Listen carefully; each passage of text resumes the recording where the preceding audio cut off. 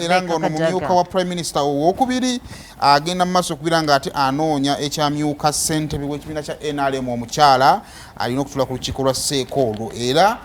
munaku olw'ejjo yasisinkanye abantu b'e Wakiso mu kwongera okuba nga ate abakuyega okubagamba nti bannange nze ngwanidde mu mpe bannange nange nkwatemu banne ebbanga lyenkuttemu ebintu byenkoze mubikoze eki mubirabye ate n'aliwo naye ebbanga lyamazeewo byakozeko nabyo mubirabye kati jukira Kadaga jukira already yabaddewo kati ayagala bakole ki bamwongere kakati munange okusinziira ku Kadaga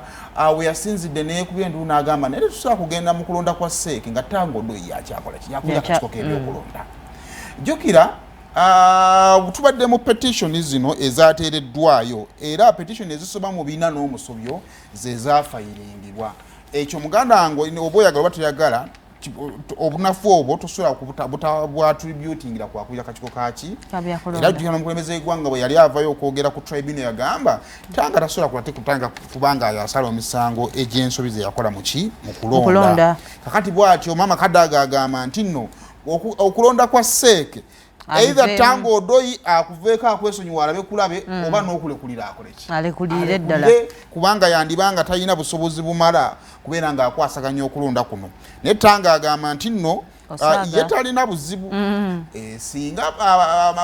babayise mu mateeka ne bamugamba nti adde ebbali ye ali wiringa okukivaamu buki era neyewunya n'agamba nti naye maama Kadaga nakola ki olina